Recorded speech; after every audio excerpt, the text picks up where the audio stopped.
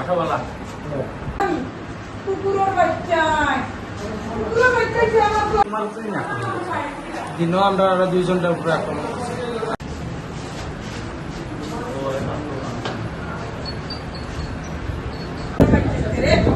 কুকুরের বাচ্চা আমার ঘরে রাখ মাথা মেরে দিল।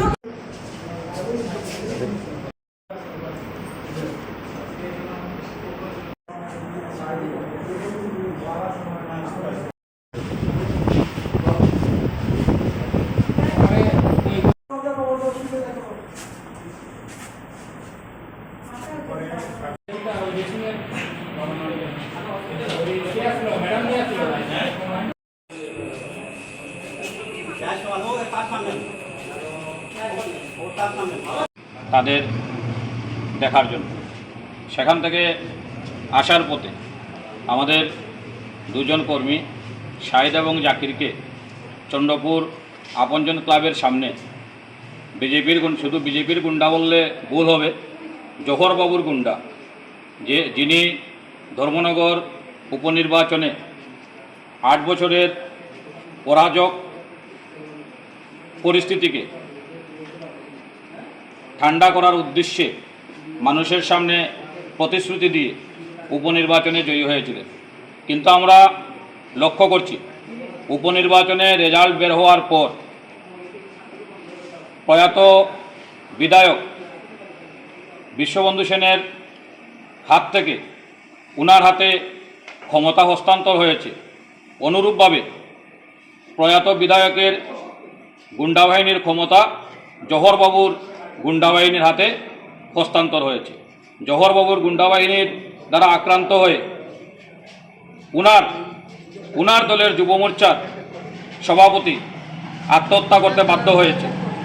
তারপর থেকে ধর্মনগরে প্রতিনিয়ত সন্ত্রাস কায়েম হচ্ছে, সন্ত্রাসের রাজত্ব অব্যাহত আছে।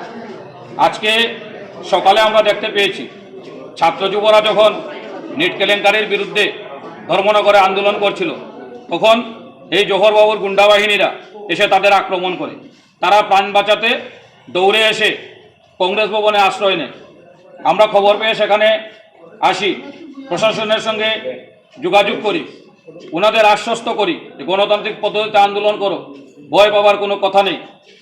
কিন্তু ওই যে আক্রান্ত ছেলেরা জার্জির বাড়িতে গিয়েছিল, সেখানে কংগ্রেস নেতৃত্ব তাদের দেখে ফেরার পথে জহরবাবুর গুন্ডারা তাদের আক্রমণ করে। তারা প্রথমে থানাতে গিয়েছিল, থানা থেকে আমরা হাসপাতালে নিয়ে এসেছি, তাদের ট্রিটমেন্ট চলছে। ট্রিটমেন্টের পর বোঝা যাবে তারা কতটুকু আহত হয়েছে, তাদের বহিরাজ্যে বা আগরতলা থেকে রেফার করতে লাগবে কিনা। আজকের এই ঘটনাকে কেন্দ্র করে আমি বিজেপির প্রশাসনকে এবং নবনির্বাচিত বিধায়ক জহরবাবুর উদ্দেশ্যে বলবো, আপনারা যদি মনে করেন যে জাতীয় কংগ্রেসের কর্মী সমর্থকদের নিজের গুন্ডা বাহিনী দিয়ে, লাঠিয়াল বাহিনী দিয়ে কংগ্রেসের আন্দোলন রুখে দিবেন, ছাত্র যুবদের আন্দোলন রুখে দেবেন, তাহলে আপনি মূর্খের স্বর্গে বাস করছেন। এই দলটার নাম জাতীয় কংগ্রেস, আর আমরা জাতীয় কংগ্রেসের সৈনিক। আজকে একজন জাকিরের রক্তপাত হয়েছে, একজন শাহিদের রক্তপাত হয়েছে। আমরা হাজার হাজার জাকির, হাজার হাজার দিগ্বিজয়, হাজার হাজার নিরুপম দে ধর্মনগরে তৈরি করব এবং 8 বছরের যে অরাজক শাসন জহরবাবু পুনরাবৃত্তি করছেন, তাদের বিরুদ্ধে রুখে দাঁড়িয়ে ধর্মনগরকে সন্ত্রাস মুক্ত করে ওদের উপযুক্ত জবাব দেব। এবং প্রশাসনকে বলবো, যদি 24 ঘন্টার মধ্যে ওই দুষ্কৃতিকারীদের গ্রেপ্তার করা না হয়, তাহলে কালকে ধর্মনগর জাতীয় কংগ্রেসের নতুন রূপ দেখবে। আমরা ধর্মনগরকে কোলাপস করে প্রশাসনকে দেখিয়ে দেব কিভাবে আন্দোলন করতে হয়, গুন্ডাদের কিভাবে দমন করতে হয়। গুন্ডা দিয়ে শাসন আর ধর্মনগরে করা যাবে না। আমরা আজকে রাত থেকেই থানা ঘেরাও করে রাখবো। যদি অতি সত্ত্বর তাদের গ্রেফতার করা না হয়, ধর্মনগর কালকে নতুন চেহারা দেখবে জাতীয় কংগ্রেসের। হুঁশিয়ারি দিচ্ছি বিজেপির গুন্ডা বাহিনীকে, আমরা আছি ধর্মনগর থানায়, আমরা রয়েছি ধর্মনগর থানায়, আমরা রয়েছি কংগ্রেস ভবন প্রাঙ্গণে। তোমরা যতটুকু আঘাত করবে, আমরা গণতান্ত্রিক পদ্ধতিতে প্রত্যেকটি আঘাতের জবাব, ইটের জবাব পাটকেল দিয়ে আমরা দেব।